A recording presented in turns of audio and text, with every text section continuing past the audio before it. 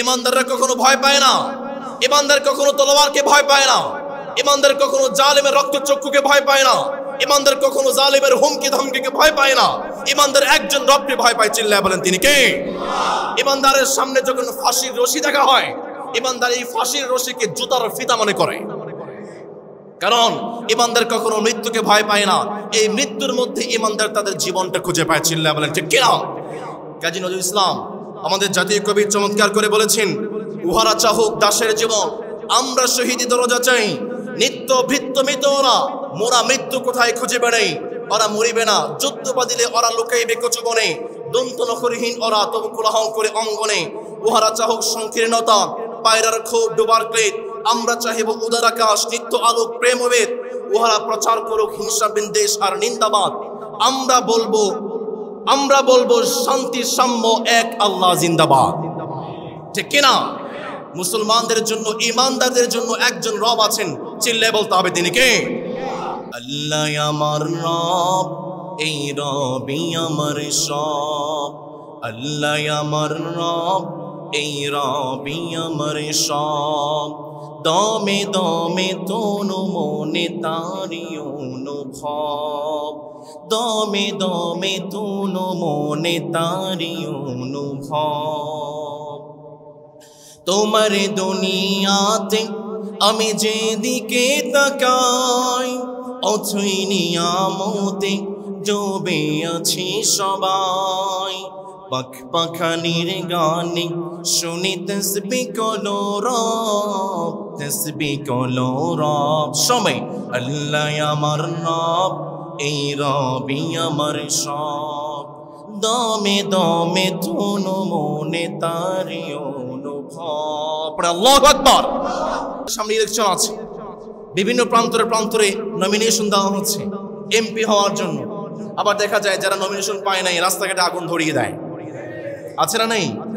ইসলামের এমপি কেমন ছিল একটা এক্সাম্পল দেয় আমার ভাইয়েরা, মন দিয়ে শুনেন। ইসলামী খিলাফতের এমপি সাঈদ ইবনে আমির আল জুমাহি, ওমর ফারুক রাদিয়াল্লাহু তাআলা আনহু, তাকে বলা হলো, সাঈদ আমি তোমাকে এমপি বানাতে চাই। সাঈদ ইবনে আমির বলেন, না ওমর ফারুক, আমি এমপি হওয়ার জন্য যোগ্য নই, আপনি অন্য কাউকে বানান। ওমর ফারুক বললেন, ওয়াইহাকুম মুদাআতুম হাযাল আমরা ফি উনুকি সুম্মা তাখাল্লাইতুম আন্নী ওয়াল্লাহু লা আদউকা। ওমর ফারুক বললেন, তোমরা আমাকে চেপে ধরে খলিফা বানিয়েছো, তোমার মতো একজন সৎ এবং ন্যায়পরায়ণ এবং যোগ্য মানুষকে আমি কখনো এমপির পদ থেকে হটাতে পারি না, তোমাকে এমপি হতে হবে। সাঈদ ইবনে আমির আল জুমাহি তিনি যখন এমপি হয়েছেন, তাকে হিমসের এলাকায় পাঠিয়ে দেওয়া হয়েছে। হিমসের গভর্নর হয়ে তিনি গিয়েছেন, হিমসের এমপি হয়ে তিনি গিয়েছেন। হিমসের মানুষ ওমর ফারুক রাদিয়াল্লাহু তাআলা আনহুর কাছে চারটি অভিযোগ করেছেন। এক নম্বর, ওমর ফারুকের কাছে অভিযোগ করা হলো, আমাদের এমপি তিনি প্রতিদিন অফিসে লেট করে আসেন। ওমর ফারুক প্রশ্ন করলেন, সাঈদ ইবনে আমির তুমি প্রতিদিন অফিসে লেট করে আসো? সাঈদ ইবনে আমির আল জুমাহি তিনি বললেন, ওমর ফারুক খলিফাতুল মুসলিমিন, আমার বাসায় কোনো কাজের লোক নাই। আমি সকালবেলা উঠি, ফজরের সালাত আদায় করি, আমি আমার রুটিটা আমি নিজে বানাই, খাবার নিজে তৈরি করি। খাবার তৈরি করতে গিয়ে আমার লেট হয়ে যায়, এই জন্য অফিসে একটু লেট হয়ে যায়। সেই সময়ে ইসলামী খিলাফতের সময়ে একজন এমপির বাড়িতে একজন কর্মচারী পর্যন্ত ছিল না। আজকে আমার সময়ে দেখবেন ক্ষমতার লোভে, টাকা পয়সার লোভে, চাঁদাবাজির লোভে, সন্ত্রাসীর লোভে আমরা মানুষের পা চাটতে পর্যন্ত দ্বিধা করি না। সাঈদ ইবনে আমির আল জুমাহি ইসলামের খলিফা, তার বাড়িতে কোনো কর্মচারী নেই। ওমর ফারুক রাদিয়াল্লাহু তাআলা তিনি বললেন, 2 নম্বর অভিযোগ হচ্ছে, রাতের বেলা প্রয়োজন, যখন তোমাকে প্রয়োজন হয়, তোমাকে টাকা হয়, তুমি তো আসো না। আমি আমার দিনটাকে মানুষের খিদমতের জন্য করেছি, আর আমি আমার রাতটাকে আমার রবের খিদমতের জন্য করে দিয়েছি। একজন এমপি সাঈদ ইবনে আমির আল জুমাহি, তার বিরুদ্ধে বলা হলো মাসে একদিন তিনি অফিসে আসেন না। সাঈদ ইবনে আমির তিনি বললেন, আমার বাসায় কোনো লোক নেই, একদিন একটাই আমার জামা, একটাই কাপড়, একটা কাপড় পরে আমি সারাদিন অফিস করি, সারা মাস অফিস করি। একদিন আমি কাপড় ধৌত করি, সেই কাপড়টা শুকাই, আবার আমি আমার বাজার ঘাট তৈরি করি, বাজার ঘাট করি, অন্যান্য প্রয়োজনগুলো আমি পূরণ করি। এই জন্য একদিন আমি অফিসে আসতে পারি না। আমার সমাজে দেখবেন যারা সরকারি কর্মচারী হয়, একদিন তো দূরের কথা, মাসে একদিনও তারা অফিসে যেতে চায় না। সাঈদ ইবনে আমির আল জুমাহি রাদিয়াল্লাহু তাআলা আনহু, তাকে বলা হলো, তিনি মাঝে মাঝে অজ্ঞান হয়ে যান। সাঈদ ইবনে আমির আল জুমাহি তিনি বললেন, খুবাইব ইবনে আদি যখন তাকে শহীদ করা হয়েছে, সেই দৃশ্য আমি দেখেছিলাম।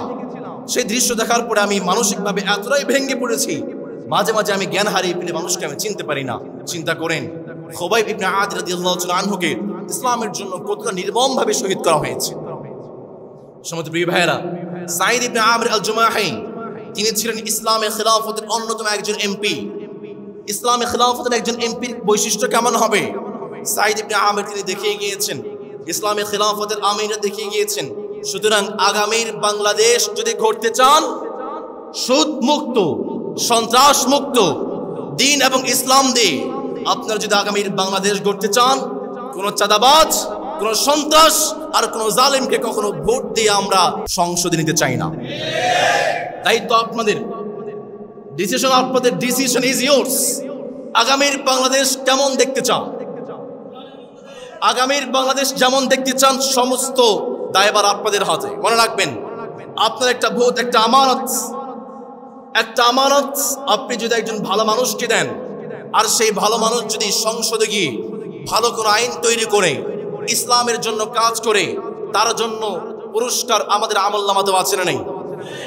একজন ভাই বলেছেন, যখন আপনি একজন ভাইকে ভোট দেবেন এবং সেই ভাই যদি সংসদে গিয়ে নামাজকে বাধ্যতামূলক করে আইন পাশ করে প্রত্যেকটা মানুষকে নামাজ আদায় করতে হবে, আর যত মানুষ নামাজ আদায় করবেন প্রত্যেকটা সওয়াব আমাদের আমলনামায় যে মালিক দিবেন তিনি কে? এই ঘোষণা দেওয়ার পরে অনেক ভাইরা তার বিরোধিতা করছেন। প্রিয় ভাইরা, মনে রাখবেন, আপনার ভোটটা হচ্ছে আপনার কাছে আমানত। আপনি আপনার আমানতটা কিভাবে খেয়াল করছেন, কিভাবে অ্যাপ্লাই করছেন, সম্পূর্ণ দায়ভার আপনার। আপনার একটা ভোটের মাধ্যমে কোনো চাঁদাবাজ, কোনো সন্ত্রাস আর কোনো জালিম যদি সংসদে গিয়ে কোনো অন্যায় করে, তার প্রত্যেকটা পার্সেন্টেজ আপনার আমলনামায় যুক্ত হয়ে যাবে। সিদ্ধান্ত আপনাদের সামনে ভোটাভুটি আছে। একজন ন্যায়পরায়ণ, যোগ্য এবং একজন ভালো মানুষকে আমরা ভোট দিয়ে সংসদে নিয়ে আগামীর বাংলাদেশকে আমরা করতে চাই। রাজি আছেন ইনশাআল্লাহ? আল্লাহ আমাদেরকে তাওফিক দিন, আমরা পড়ি আমিন। আমরা গত জুমআতে উহুদ যুদ্ধ সম্পর্কে আলোচনা করেছি। নবী করিম সাল্লাল্লাহু আলাইহি ওয়াসাল্লামের জীবনী আমরা 12তম পর্বে উপনীত হয়েছি। আজকে আমরা আলোচনা করতে চাই উহুদ পরবর্তী মুসলমানদের অবস্থা কেমন ছিল এবং উহুদ পরবর্তী নবী করিম সাল্লাল্লাহু আলাইহি ওয়াসাল্লাম কিভাবে তার দিনগুলো কাটিয়েছে। আমরা উহুদ যুদ্ধ আলোচনা করতে গিয়ে আলোচনা করেছিলাম উহুদ যুদ্ধে প্রায় 70 জন সাহাবী শহীদ হয়েছেন। তার মধ্যে অন্যতম ছিলেন হানজালা রাদিয়াল্লাহু তাআলা আনহু, যাকে ফেরেশতারা জান্নাতের পবিত্র পানি দিয়ে গোসল দিয়েছিলেন। সুবহানাল্লাহ। আমরা শুনেছিলাম উহুদ যুদ্ধে শহীদ হয়েছেন নবী করিম সাল্লাল্লাহু আলাইহি ওয়াসাল্লামের কলিজার টুকরা চাচা হামজা রাদিয়াল্লাহু তাআলা আনহু, এবং হামজা রাদিয়াল্লাহু তাআলা আনহুকে শহীদ করে আবু সুফিয়ানের স্ত্রী হিন্দা তার কলিজাকে চিবিয়ে চিবিয়ে খেয়েছে, গিলতে পারে নাই, পরবর্তীতে ফেলে দিয়েছে। আমরা শুনেছিলাম উহুদ যুদ্ধের ময়দানে ইসলামের প্রথম বক্তা, যিনি কোরআন এবং হাদিস দিয়ে আলোচনা করতেন, ইসলামের প্রথম আলোচক, ইসলামের প্রথম ব্যক্তিত্ব, যিনি মানুষকে কোরআন এবং হাদিস দিয়ে দাওয়াত দিতেন, তার নাম হচ্ছে মুসআব ইবনে উমাইর রাদিয়াল্লাহু তাআলা আনহু, যার হাতে ইসলামের পতাকা ছিল উহুদের ময়দানে। মুসআব ইবনে উমাইর রাদিয়াল্লাহু তাআলা আনহু তিনি শহীদ হয়ে গিয়েছেন। আমরা আলোচনা করেছিলাম মুসআব রাদিয়াল্লাহু তাআলা আনহু তিনি হচ্ছেন সেই সাহাবী যিনি জীবনে কখনো 200 দিরহামের কমে কোনো কাপড় তিনি পরিধান করতেন না। আদরের দুলাল ছিলেন, স্মরণের চামচ মুখে দিয়ে তিনি বড় হয়েছেন, অত্যন্ত শান শৌকতের মধ্য দিয়ে তিনি বড় হয়েছেন। কিন্তু এই মুসআব রাদিয়াল্লাহু তাআলা আনহু তিনি যখন ইসলাম গ্রহণ করলেন এবং উহুদের প্রান্তরে তিনি যখন শহীদ হয়ে গেলেন, তাকে যখন দাফন করা হবে, একটা ছোট্ট একটা কাপড়ের টুকরা, মাথা ঢাকলে পা বের হয়ে যায়, পা ঢাকলে মাথা বের হয়ে যায়। নবী করিম সাল্লাল্লাহু আলাইহি ওয়াসাল্লাম বললেন, মাথা ঢেকে দাও, পায়ের কাছ দিয়ে ঘাস দিয়ে পরিপূর্ণ করে দাও। মুসআব রাদিয়াল্লাহু তাআলা আনহু যিনি ছিলেন আদরের দুলাল, তিনি যখন শহীদ হয়েছেন, তার ভাগ্যে পরিপূর্ণ কাফনের কাপড়টা পর্যন্ত মিলে নাই, তিনিও শহীদ হয়ে গিয়েছেন। মুসলমানরা নবী করিম সাল্লাল্লাহু আলাইহি ওয়াসাল্লামকে আবু বকর রাদিয়াল্লাহু তাআলা আনহু সহ ওমর রাদিয়াল্লাহু তাআলা আনহু সহ একটা সেফ জুড়ে নিয়ে গিয়েছে। নবী করিম সাল্লাল্লাহু আলাইহি ওয়াসাল্লাম মারাত্মকভাবে আহত হয়েছেন। এবার শারীরিক যুদ্ধ শেষ, কথার যুদ্ধ শুরু হয়েছে। আবু সুফিয়ান দাঁড়িয়ে বলছে, আফিল কওমে মুহাম্মদ, তোমাদের সম্প্রদায়ের মধ্যে মুহাম্মদ কি এখনো বেঁচে আছে? নবী করিম সাল্লাল্লাহু আলাইহি ওয়াসাল্লাম সাহাবায়ে কেরামদেরকে বললেন, তোমরা চুপ থাকো, জবাব দেওয়ার দরকার নেই। সাহাবায়ে কেরাম চুপ হয়ে গেলেন।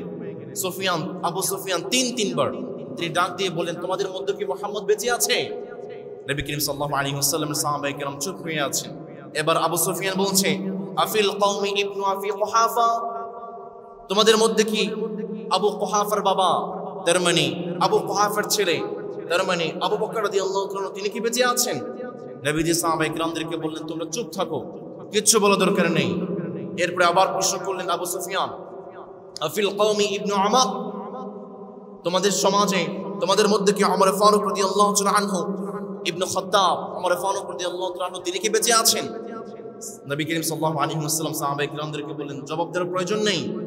এবার আবু সুফিয়ান বলছে, ফাকাদ কুতিলু, তারা সবাই ইন্তেকাল করেছেন।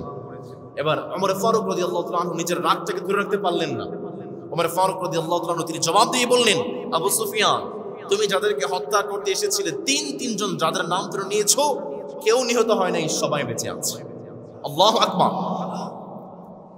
আবু সুফিয়ান এবং কুরাইশের এই বাহিনী তারা মুসলমানদেরকে পরাজয় করার জন্য এসেছিল, মুসলমানদেরকে হত্যা করার জন্য এসেছিল। মুসলমানদের বড় বড় তিনজনই বেঁচে আছে। তাহলে কুরাইশটা যেই নিয়তে উহুদের প্রান্তরে এসেছিল, সেই নিয়তটা বা সেই উদ্দেশ্য কি পূরণ হয়েছে? তার মানে এই যুদ্ধটা ছিল অমীমাংসিত যুদ্ধ। এবার আবু সুফিয়ান সে বলতে লাগলো, হুবলের জয়, হুবলের জয়।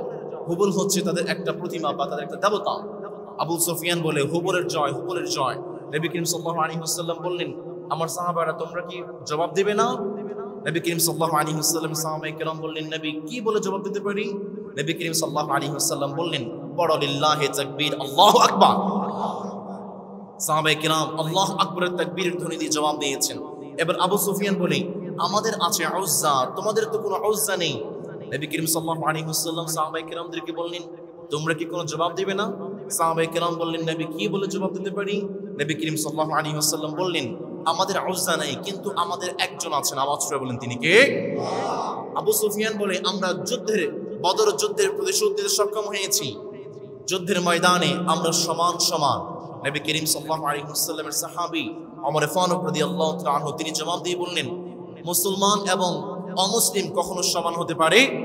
কারণ তোমরা যদি যুদ্ধের ময়দানে এসে ইন্তেকাল করো, মৃত্যুবরণ করো, তোমাদের জন্য জাহান্নাম। মুসলমান যখন শহীদ হয়ে যাবে তাদের জন্য জান্নাত রেখে দিয়েছেন কে? আবু সুফিয়ান যখন কথার যুদ্ধেও পারলো না, আবু সুফিয়ান বলে আবার দেখা হবে। আবু সুফিয়ান মুসলমানদেরকে বলে আবার দেখা হবে।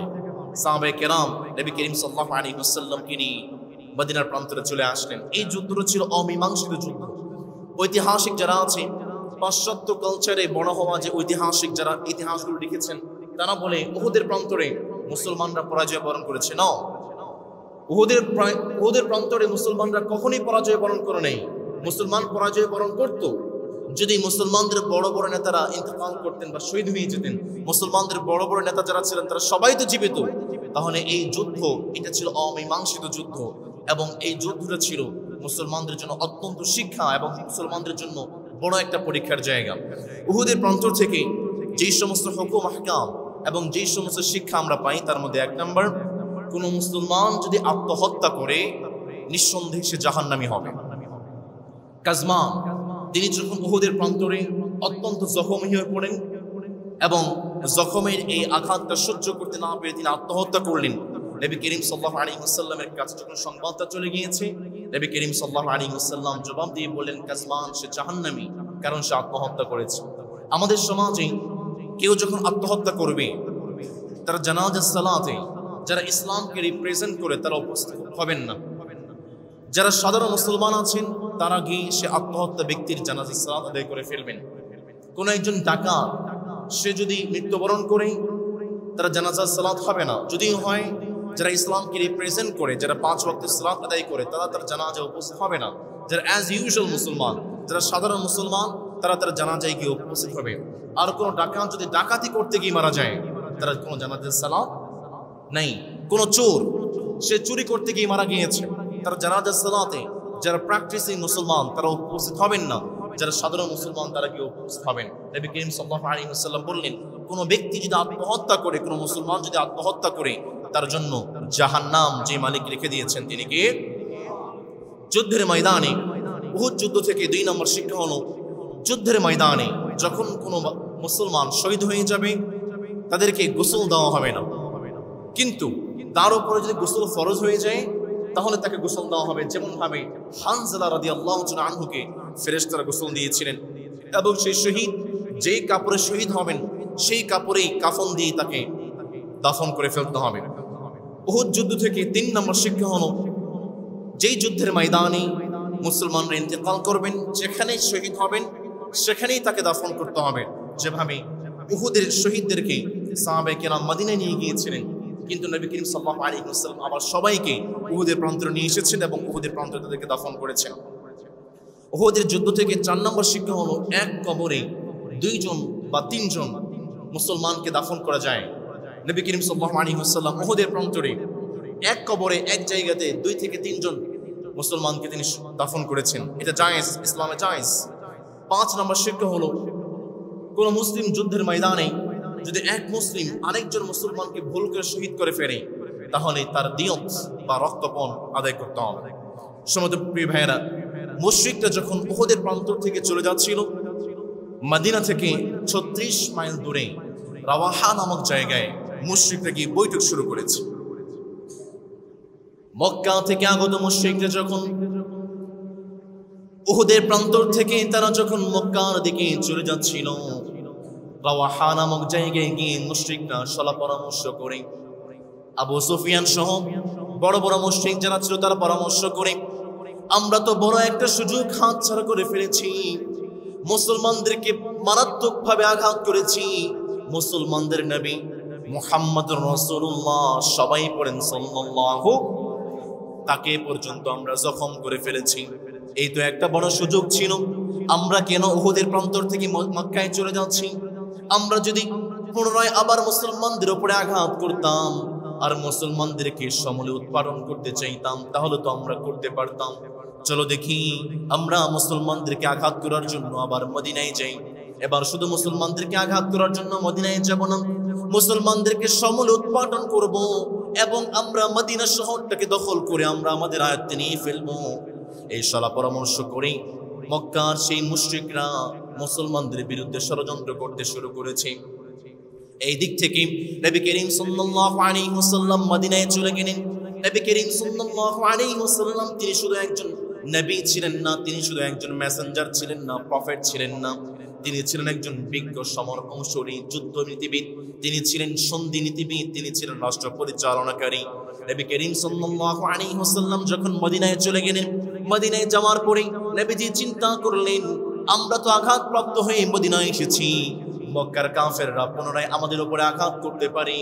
এই জন্য নবী করিম সাল্লাল্লাহু আলাইহি ওয়াসাল্লাম উহুদের প্রান্তর থেকে মদিনায় যাওয়ার পরে সাহাবায়ে কেরামদেরকে আবার একত্রিত করলেন। সাহাবায়ে কেরাম মারাত্মকভাবে আঘাত হয়েছেন, আঘাতপ্রাপ্ত হয়েছেন, নিজেরা আঘাতপ্রাপ্ত হয়েছেন বটে, সাথে সাথে সাহাবায়ে কেরাম তাদের আত্মীয় স্বজনদেরকে পর্যন্ত হারিয়ে ফেলেছেন। তারা অত্যন্ত হতাশাগ্রস্ত হয়ে মদিনায় চলে এসেছেন।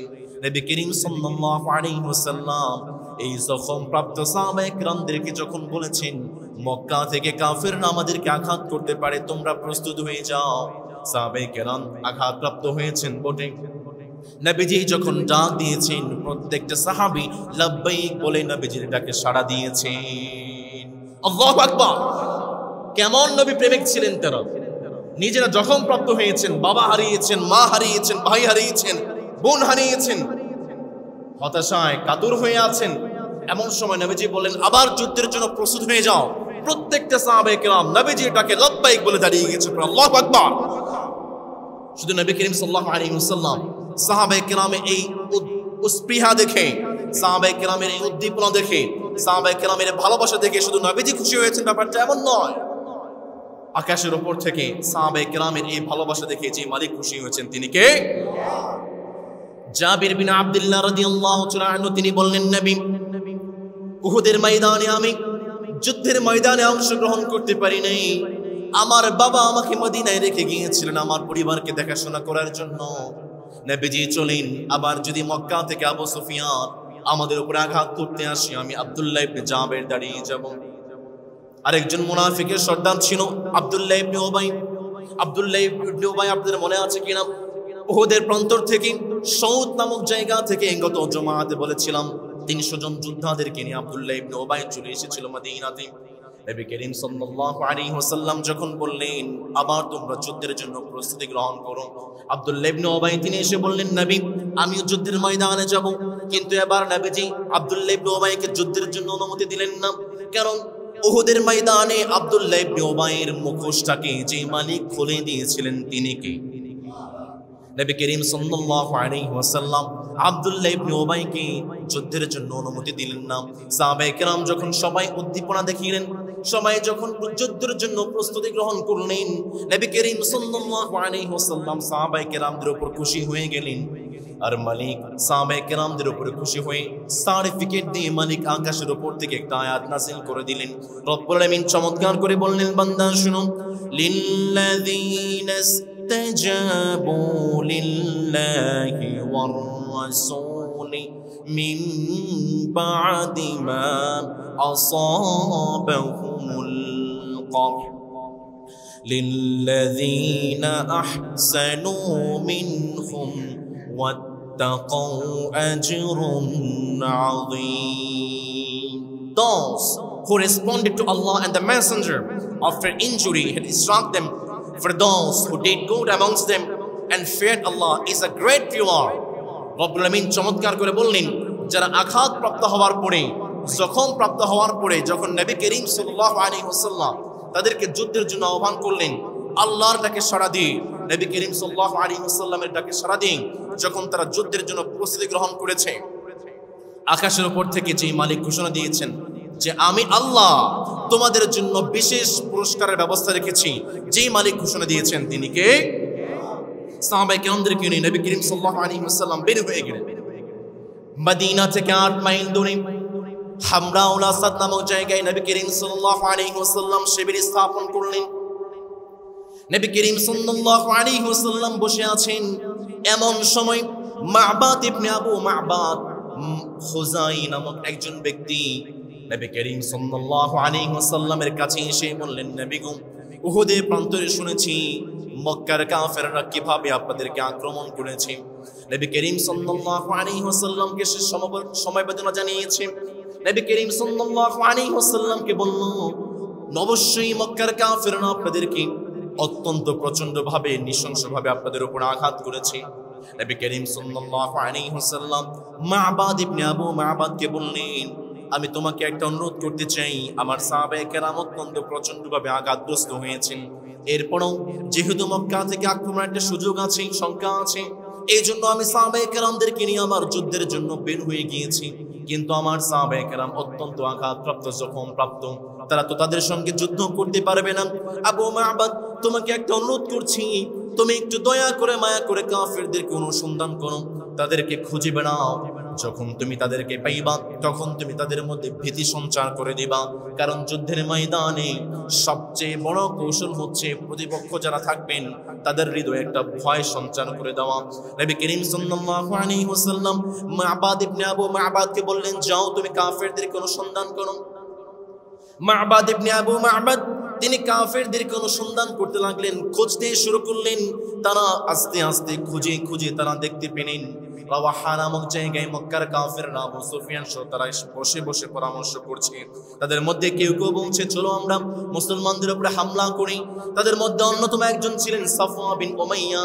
সাফওয়া বিন উমাইয়া তিনি বলছেন, আমরা এখন যদি মুসলমানদের উপরে হামলা করি আমরা মুসলমানদের সঙ্গে পারবো না, কারণ তারা উহুদের ময়দান থেকে মদিনায় গিয়েছেন, আর মদিনায় গিয়ে তারা আরো শক্তি সঞ্চার করেছেন। বদরের প্রান্তরে মাত্র তারা 313 জন ছিলেন, আমরা 1000 ছিলাম, এরপরও কিন্তু আমরা তাদের সঙ্গে পাই নাই। উহুদের প্রান্তরে তো আমাদের পরাজয়টা নিঃসন্দেহে ছিল, আমরা তো পরাজয় বরণ করতাম। মুসলমানদের একটা দল তারা গিরিপথ ছেড়ে দেওয়ার কারণে আমরা পুনরায় আঘাত করতে পেরেছি। এবার তারা উহুদের প্রান্তর থেকে মদিনায় চলে গিয়েছেন। মদিনায় যাওয়ার পরে তারা অনেক শক্তি সঞ্চার করেছেন। সাফওয়া বিন উমাইয়া তিনি বললেন, আমরা মুসলমানদের সঙ্গে পারবো না। এমন সময় মা'বাদ ইবনে আবু মা'বাদ তিনি গিয়েছেন আবু সুফিয়ানের কাছে।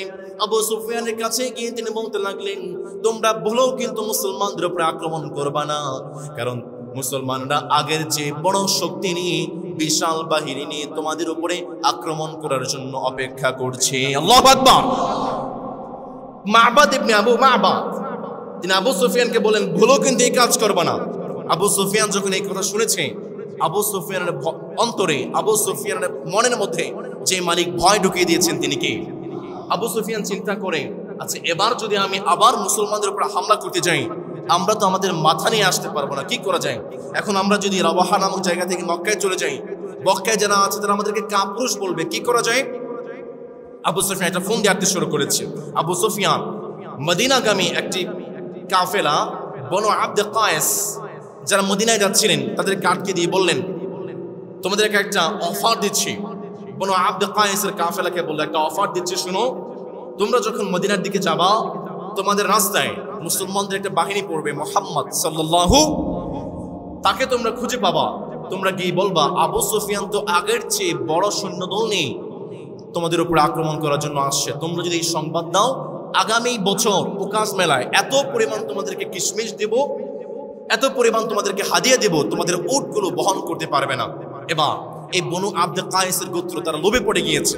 তারা চলতে চলতে চলতে চলতে তারা যখন হামরা উল আসাদ নামক জায়গায় নবী করিম সাল্লাল্লাহু আলাইহি ওয়াসাল্লামকে পেয়েছে, নবী করিম সাল্লাল্লাহু আলাইহি ওয়াসাল্লামকে পেয়ে তারা বলে, আবু সুফিয়ান তো আগের চেয়ে বড় সৈন্যদল নিয়ে আপনাদের উপর হামলা করার জন্য আসতেছে।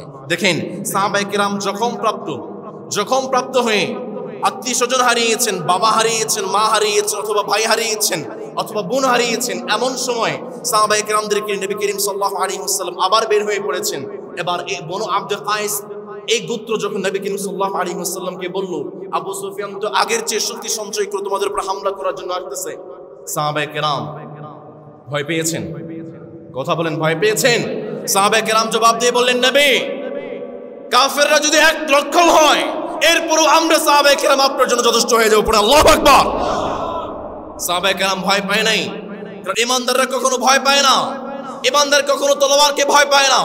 ইমানদার কখনো জালেমের রক্তচক্ষুকে ভয় পায় না। ইমানদার কখনো জালেমের হুমকি ধমকিকে ভয় পায় না। ইমানদার একজন রবকে ভয় পায়, চিল্লায় বলেন তিনি কে? ইমানদারের সামনে যখন ফাঁসির রশি দেখা হয়, ইমানদার এই ফাঁসির রশিকে জুতার ফিতা মনে করে, কারণ ইমানদার কখনো মৃত্যুকে ভয় পায় না। এই মৃত্যুর মধ্যে ইমানদার তাদের জীবনটা খুঁজে পায়, চিল্লায় বলেন ঠিক কিনা? কাজী নজরুল ইসলাম আমাদের জাতীয় কবি চমৎকার করে বলেছেন, উহারা চাহুক দাসের জীবন, আমরা শহীদি দরজা চাই। নিত্য ভৃত্য মৃত ওরা, মোরা মৃত্যু কোথায় খুঁজে বেড়াই। ওরা মরিবে না, যুদ্ধ বাদিলে ওরা লুকাইবে কচুবনে। দন্ত নখরহীন ওরা, তবু কোলাহল করে অঙ্গনে। উহারা চাহুক সংকীর্ণতা, পায়রার ক্ষোভ ডোবার ক্লেদ। আমরা চাহিব উদার আকাশ, নিত্য আলোক প্রেমবেদ। উহারা প্রচার করুক হিংসা বিদ্বেষ আর নিন্দাবাদ। আমরা বলবো শান্তি সাম্য এক, আল্লাহ জিন্দাবাদ। ঠিক কিনা? মুসলমানদের জন্য, ইমানদারদের জন্য একজন রব আছেন, চিল্লায় বলতে হবে তিনি কে? মুসলমান কখনো এক আল্লাহ ছাড়া অন্য কোন সত্তাকে, অন্য কোন জালিমের হুমকি ধামকিকে কখনো ভয় পায় না, চিল্লায় বলেন ঠিক কিনা? আল্লাহ আমারে প্রভু, আমার নাহি ভয়, আমার কিসের শঙ্কা, মুসলিম আমার ঢঙ্কা, ইসলাম আমার ধর্ম, মুসলিম আমার পরিচয়। ঠিক কিনা? আল্লাহ আমার রব, এই রবি আমার সব। আল্লাহ আমার রব, এই রবি আমার সব। দমে দমে তনু মনে তারি অনুভব, দমে দমে তনু মনে তারি অনুভব। তোমার দুনিয়াতে আমি যেদিকে তাকাই, অথই নিয়ামতে ডুবে আছি সবাই। পাখ পাখালির গানে শুনি তসবিহ কলো রব, তসবিহ কলো রব। সময় আল্লাহ আমার রব, এই রবি আমার সব। দমে দমে তনু মনে তারি অনুভব। আল্লাহু আকবার। যখন মুসলমানরা হামরাউল আসাদ নামক জায়গায় সাহাবায়ে কেরামদের এই বীর্যপনা, সাহাবায়ে কেরামদের সাহস এবং উদ্দীপনা দেখে গেছেন, মক্কার কাফেররা চুপসে গিয়েছে। মক্কার কাফেররা ভয় পেয়ে গিয়েছে। আবু সুফিয়ান লেজ গুটি রাওয়াহা নামক জায়গা থেকে মক্কায় চলে গিয়েছে। নবী করিম সাল্লাল্লাহু আলাইহি ওয়াসাল্লাম অপেক্ষা করতে শুরু করলেন। 8 দিন হামরাউল আসাদ নামক জায়গা অপেক্ষা করলেন। নবী করিম সাল্লাল্লাহু আলাইহি ওয়াসাল্লাম যখন সর্বশেষ দেখতে পেলেন কাফেররা পলায়ন করেছে, পালিয়ে তারা চলে গিয়েছে, নবী করিম সাল্লাল্লাহু আলাইহি ওয়াসাল্লাম সাহাবায়ে কেরামদেরকে নিয়ে নিরাপদে মদিনায় চলে আসলেন। সেই কথাটাকে রব্বুল আমিন চমৎকার করে বললেন, বান্দা শুনো, ফানকালাবু বিনিআমাতিন মিনাল্লাহি ওয়া ফাদলিন লাম ইয়ামসাসহুম সূ ওয়াত্তাবাউ রিদওয়ানাল্লাহ ওয়াল্লাহু যু ফাদলিন আযীম। আল্লাহু আকবার। So they return with favor from Allah and bounty, no harm having taught them, and they pursued the pleasure of Allah, and Allah is the possessor, and Allah is the possessor of great bounty. Nabi Karim sallallahu alayhi wa sallam ke Allah ta'ala জানিয়ে দিলেন, নবী আমি আপনার উপর রহমত নাজিল করেছি, দয়া করেছি, মায়া করেছি। আমি আল্লাহর রহমত এবং দয়া এবং মায়ায় আপনি বিজয় নিয়ে মদিনায় চলে এসেছেন। এবার একটু জবাব দিয়ে বলতে হবে, সমস্ত রহমত, সমস্ত দয়া এবং সমস্ত মায়া একজন রবের, তিনি কে? মক্কার কাফেররা রওয়াহা নামক জায়গায় থেকে তারা পলায়ন করে চলে গিয়েছে মক্কায়, কিন্তু মুশরিকদের, ইহুদিদের, মুসলমানদের বিরুদ্ধে যে ষড়যন্ত্র তাকে বন্ধ হয়ে গিয়েছে। আওয়াজ কে বলেন বন্ধ হয়ে গিয়েছে? 4th হিজরি মুহররম মাসে খুয়াইলিদের 2 ছেলে তালহা এবং সালামা, তারা ছিল কুখ্যাত ডাকাত। তারা তাদের গোত্র বনু আসাদকে মদিনা আক্রমণ করার জন্য উজ্জীবনা করতে লাগলো, উস্কানি দিতে শুরু করেছে। নবী করিম সাল্লাল্লাহু আলাইহি ওয়াসাল্লামের কানে যখন এই সংবাদ গিয়েছে, নবী করিম সাল্লাল্লাহু আলাইহি ওয়াসাল্লামের দুধ ভাই, আপন দুধ ভাই আবু সালামা রাদিয়াল্লাহু তাআলা আনহুকে তিনি নেতা বানিয়ে মুহাজির এবং আনসারদের 150 জন একটা দল নবী করিম সাল্লাল্লাহু আলাইহি ওয়াসাল্লাম আবু তালহা এবং সালামার বিরুদ্ধে পাঠিয়ে দিলেন। তারা যুদ্ধের প্রস্তুতি নেওয়ার আগেই কাতান নামক জায়গায় আবু সালামা রাদিয়াল্লাহু তাআলা আনহু তিনি তাদের উপর আক্রমণ করলেন এবং তারা মুসলমানদের আক্রমণের শিকার হয়ে তারা পালিয়ে যায়। মুসলমানরা গনিমতের মাল নিয়ে তারা মদিনায় চলে আসে। কয়েকদিন পরেই নাখলা এবং ওরা নামক জায়গায় খালিদ বিন সুফিয়ান বিন নুবাই তিনি মুসলমানদের বিরুদ্ধে সৈন্য সংগ্রহ করতে শুরু করেছে। নবী করিম সাল্লাল্লাহু আলাইহি ওয়াসাল্লাম যখন এই সংবাদটা পেয়েছেন, নবী করিম সাল্লাল্লাহু আলাইহি ওয়াসাল্লাম আব্দুল্লাহ বিন উনাইস রাদিয়াল্লাহু আনহু খালিদ বিন সুফিয়ানের মাথাকে কেটে ফেললেন, হত্যা করলেন। হত্যা করে মাথাকে নবী করিম সাল্লাল্লাহু আলাইহি ওয়াসাল্লামের কাছে নিয়ে আসলেন। নবী করিম সাল্লাল্লাহু আলাইহি ওয়াসাল্লাম একটা লাঠি উনাইস রাদিয়াল্লাহু তাআলা আনহুকে দিয়ে বললেন, উনাইস রে, এই লাঠিটা তুমি ধরো। This will function as a sign of recognition for you and me as the day of resurrection. উনাইস, এই লাঠিটা তোমার কাছে রাখবে। এই লাঠির মাধ্যমে কিয়ামতের দিন আমি নবী তোমাকে চিনে চিনে তোমাকে জান্নাতে নিয়ে যাব। আল্লাহু আকবার। উনাইস রাদিয়াল্লাহু তাআলা আনহু তিনি এই লাঠিটা সবসময় নিজের কাছে রাখতেন। ইভেন তিনি যখন ইন্তেকাল করেছেন, সাহাবায়ে কেরামদেরকে ওসিয়ত করে গিয়েছিলেন, তোমরা আমার লাঠিটাকে আমার কবরের সঙ্গে দিয়ে দিও, আমার দাফনের সঙ্গে, আমার কাফনের সঙ্গে দিয়ে দিও। সাহাবায়ে কেরাম তিনি যখন ইন্তেকাল করেছেন, সেই লাঠিটাকে কবরের মধ্যে তিনি দিয়ে দিয়েছিলেন। নবী করিম সাল্লাল্লাহু আলাইহি ওয়াসাল্লাম আস্তে আস্তে দিন প্রহর গুনতে শুরু করলেন। 4th হিজরির সফর মাস, এই সফর মাসে 2টি মর্মান্তিক ঘটনা ঘটেছে এবং নবী করিম সাল্লাল্লাহু আলাইহি ওয়াসাল্লাম অত্যন্ত কষ্ট পেয়েছেন, অত্যন্ত মনে আঘাত পেয়েছেন। তার মধ্যে একটি ছিল, কুরাইশরা তো মক্কায় চলে গিয়েছে। মক্কায় যাওয়ার পরে কুরাইশদের এই ষড়যন্ত্র এখনো বন্ধ হয় নাই। কুরাইশদের এই ষড়যন্ত্র, আবু সুফিয়ানের ষড়যন্ত্রে 2টা গোত্র আদল এবং কারা, এই 2টা গোত্রের 7 জন লোক তারা নবী করিম সাল্লাল্লাহু আলাইহি ওয়াসাল্লামের কাছে এসেছে। নবী করিম সাল্লাল্লাহু আলাইহি ওয়াসাল্লামের কাছে এসে বলে, মুহাম্মদ বলে সাল্লাল্লাহু, আপনারা কিছু সাহাবায়ে কেরামদেরকে আমাদের সঙ্গে দেন, আমরা দ্বীন ইসলাম শিখতে চাই, আমরা কোরআন শিখতে চাই। নবী করিম সাল্লাল্লাহু আলাইহি ওয়াসাল্লাম সরল মনে বিশ্বাস করলেন। নবীজি আসিম বিন সাবিত রাদিয়াল্লাহু তাআলার নেতৃত্বে 6 জন মুহাজির এবং 4 জন আনসার, সর্বমোট 10 জনের একটা টিম আদল এবং কারার সেই 7 জন মানুষের সঙ্গে দিয়ে দিয়েছেন, যাও তোমরা তাদেরকে ইসলামের দাওয়াত দাও, কোরআন শেখাও, তোমরা তাদেরকে ইসলামের জ্ঞানগুলো শিখিয়ে দাও। নবী করিম সাল্লাল্লাহু আলাইহি ওয়াসাল্লামের সাহাবী আসিম বিন সাবিত রাদিয়াল্লাহু তাআলা আনহু 10 জনের একটা বাহিনী নিয়ে আদল এবং কারা সেই 7 জন লোকের সঙ্গে তিনি রওনা হয়ে গেলেন। হুজাইল গোত্রের একটা জলাশয় ছিল, তার নাম হচ্ছে রাজি। এই রাজি জলাশয়ের কাছে যখন সাহাবায়ে কেরাম পৌঁছলেন, আদল এবং কারাশি 7 যুবক তারা সাহাবায়ে কেরামদের সঙ্গে বিশ্বাসঘাতকতা করলো, সাহাবায়ে কেরামদের সঙ্গে প্রতারণা করলো। আদল এবং কারাশি 7 যুবক হুযাইন গোত্রকে আহ্বান করলো সাহাবায়ে কেরামদের বিরুদ্ধে যুদ্ধ করার জন্য। সাহাবায়ে কেরাম বুঝতে পারলেন আমরা প্রতারণার শিকার হয়েছি। সাহাবায়ে কেরামদের মধ্যে বড় বড় সাহাবায়ে কেরাম যারা ছিলেন, আসিম বিন সাবিত রাদিয়াল্লাহু তাআলা আনহু, তিনি সাহাবায়ে কেরামদেরকে সতর্ক করলেন যুদ্ধের ময়দানে অবতীর্ণ হওয়ার সময় আসতে পারে। সে আদল এবং কারাশি কাফিররা তারা বলে, আসিম বিন সাবিত রে, আমরা তোমাদের সঙ্গে যুদ্ধ করতে চাই না, তোমাদেরকে বন্দী করে মক্কার কাফেরদের থেকে কিছু আমরা হাদিয়া উপঢৌকন আদায় করতে চাই। আসিম বিন সাবিত রাদিয়াল্লাহু তাআলা আনহু তিনি বললেন, না না, মক্কার কাফেরদেরকে, মুশরিকদেরকে, ইহুদিদেরকে আমরা কখনো বিশ্বাস করি। কেন? মুশরিকদের, ইহুদিদের একটা স্বভাব হচ্ছে তারা আজকে একটা ওয়াদা করবে, কালকে সে ওয়াদা ভঙ্গ করবে। আপনারা কয়েকদিন আগে একটা সংবাদ দেখেছেন, ট্রাম্পের নেতৃত্বে ইসরায়েল এবং গাজার মধ্যে সিজ ফায়ার হয়েছে, শান্তি চুক্তি হয়েছে। শান্তি চুক্তি হওয়ার কয়েক সপ্তাহ পরে, 1 সপ্তাহ পরে ইসরায়েল সে শান্তি চুক্তি, ইহুদিরা সেই চুক্তি ভঙ্গ করে আমার মুসলমানদের উপরে আক্রমণ করেছে। আসিম বিন সাবিত রাদিয়াল্লাহু তাআলা আনহু তিনি বললেন, না, আমি তোমাদেরকে বিশ্বাস করতে চাই না। আসিম বিন সাবিত রাদিয়াল্লাহু তাআলা আনহু সহ বড় বড় সাহাবায়ে কেরাম, মুরসাদ ইবনে আবি মুরসাদ ইবনে বাকাই রাদিয়াল্লাহু তাআলা আনহু, তারা মুশরিকদের বিরুদ্ধে তলোয়ার ধরলেন, যুদ্ধের ময়দানে অবতীর্ণ হলেন। এই 3 সাহাবী তারা শহীদ হয়ে গেলেন। তাদের মধ্যে অন্যতম ছিলেন আসিম বিন সাবিত রাদিয়াল্লাহু তাআলা আনহু।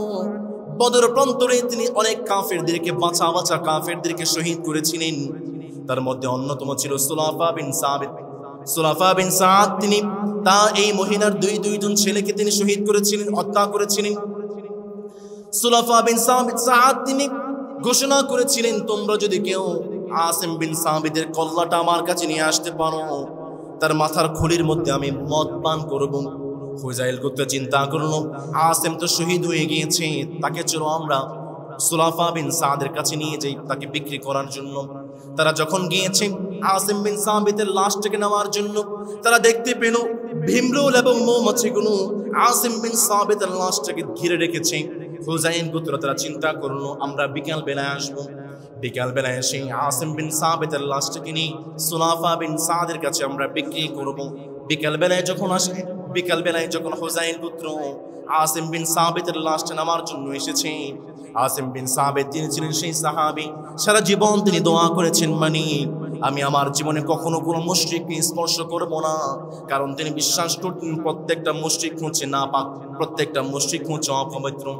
আসিম বিন সাবিত তিনি দোয়া করতেন, আমার জীবনে কোনো মুশরিককে আমি স্পর্শ করতে চাই না, দয়া করে মায়া করে আমার দেহটাকেও কোনো মুশরিক যেন কখনো স্পর্শ করতে না পারে।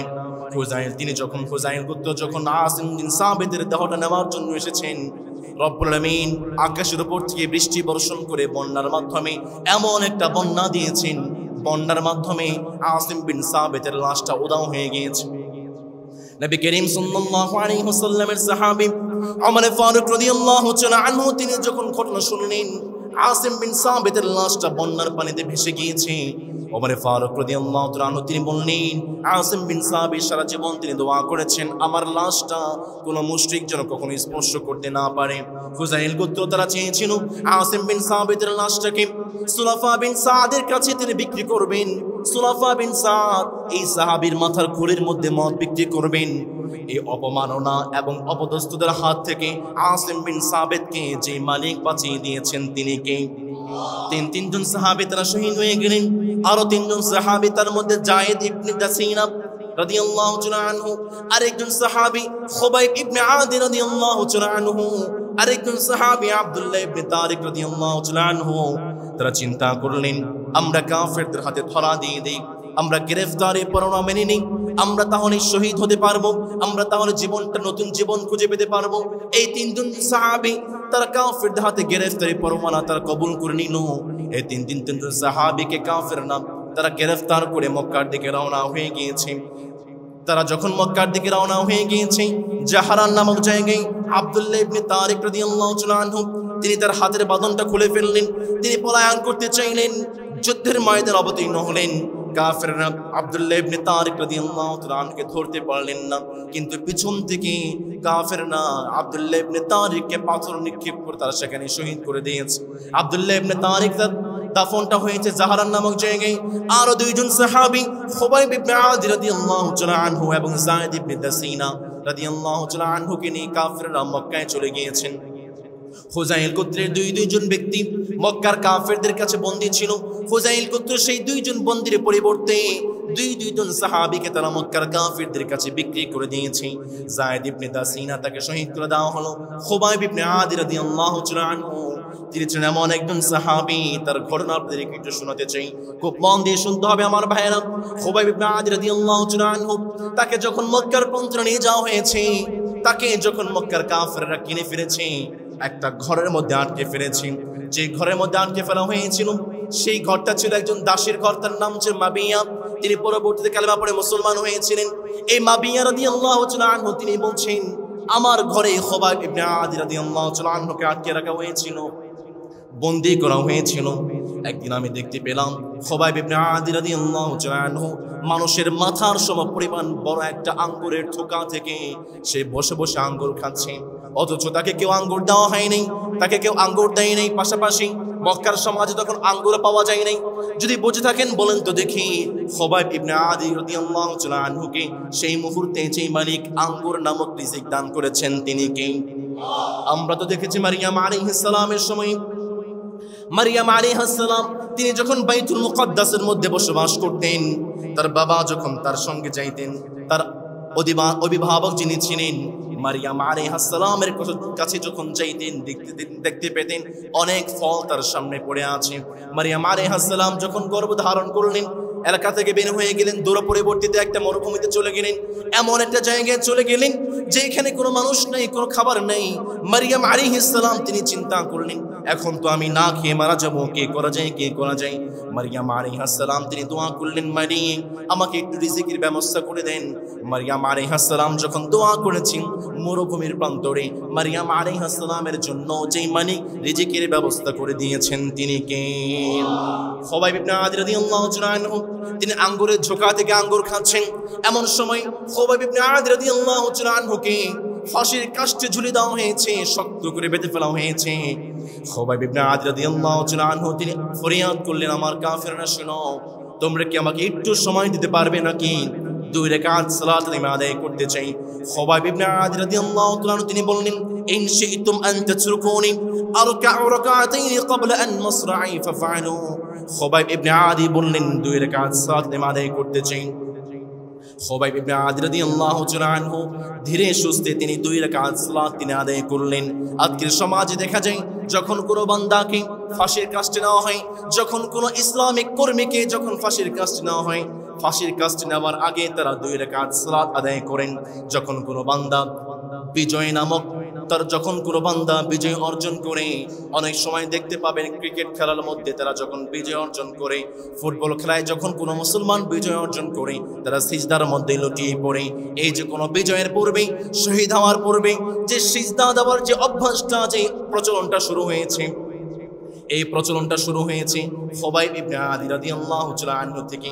ধীরে সুস্থে তিনি 2 রাকাত সালাত আদায় করলেন। সালাত আদায় করার পরে তিনি কাফেরদেরকে বললেন, তোমরা যদি এই চিন্তা না করতে, আমি খুবাইব মৃত্যুর ভয়ে আমার নামাজটাকে আমি দীর্ঘায়িত করছি, এই চিন্তা যদি তোমাদের মধ্যে না আসতো, আমি খুবাইব আমার সালাতটাকে আরো দীর্ঘ করতাম, আরো লম্বা করতাম। খুবাইব ইবনে আদি রাদিয়াল্লাহু তাআলা আনহুকে মক্কার কাফেররা শক্তভাবে বেঁধে ফেলেছে, কষে বেঁধে ফেলেছে।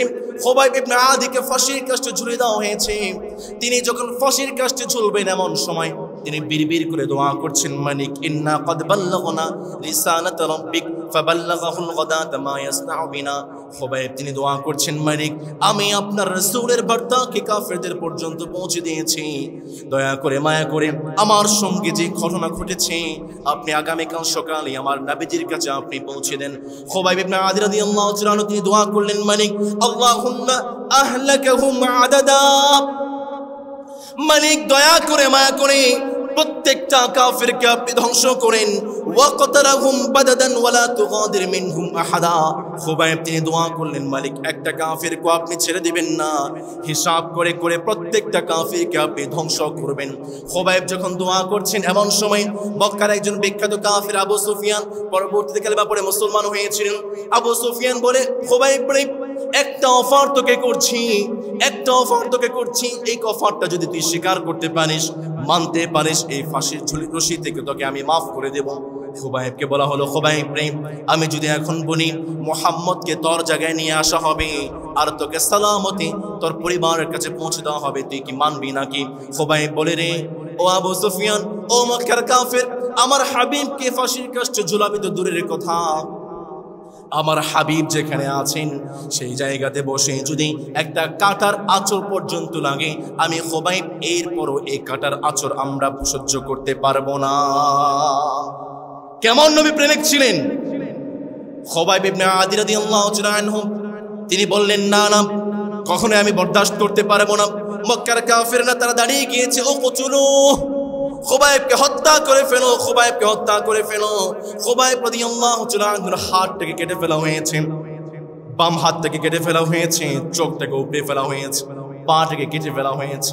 খুবাইব ইবনে আদি যখন শহীদ হয়ে যাবেন, এমন সময় খুবাইব তিনি বিড়বিড় করে বলছেন, লা ইলাহা ইল্লাল্লাহু মুহাম্মাদুর রাসূলুল্লাহ, পড়েন সাল্লাল্লাহু।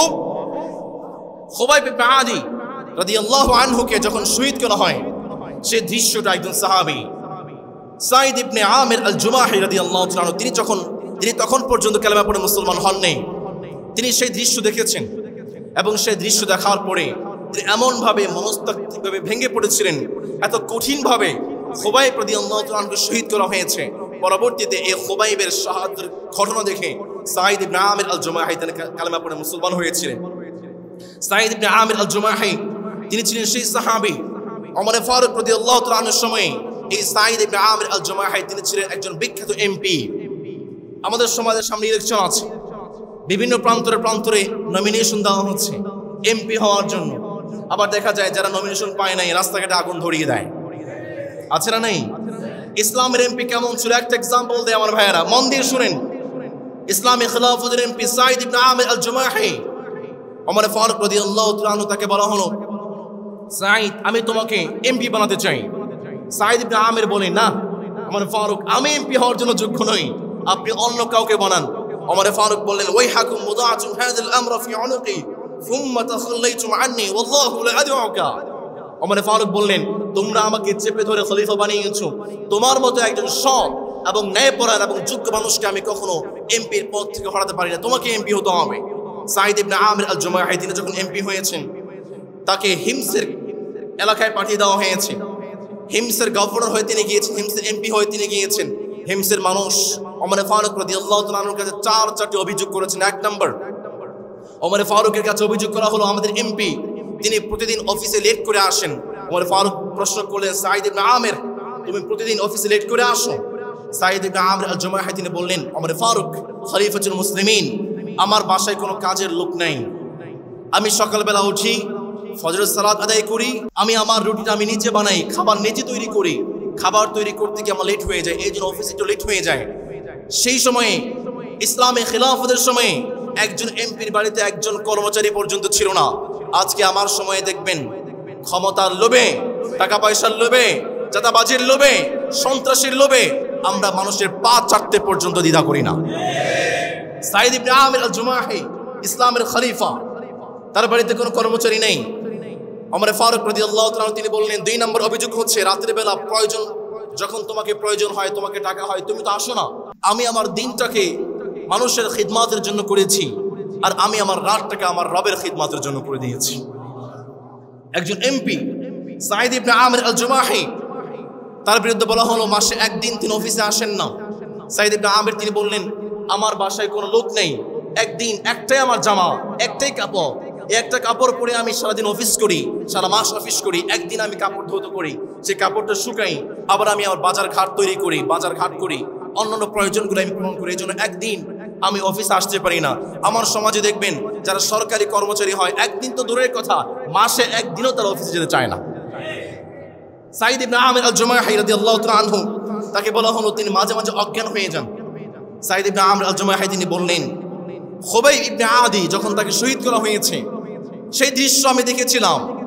সেই দৃশ্য দেখার পরে আমি মানসিকভাবে এতটাই ভেঙে পড়েছি, মাঝে মাঝে আমি জ্ঞান হারিয়ে ফেলে মানুষকে আমি চিনতে পারি না। চিন্তা করেন খুবাইব ইবনে আদি রাদিয়াল্লাহু তাআলা আনহুকে ইসলামের জন্য কতটা নির্মমভাবে শহীদ করা হয়েছে।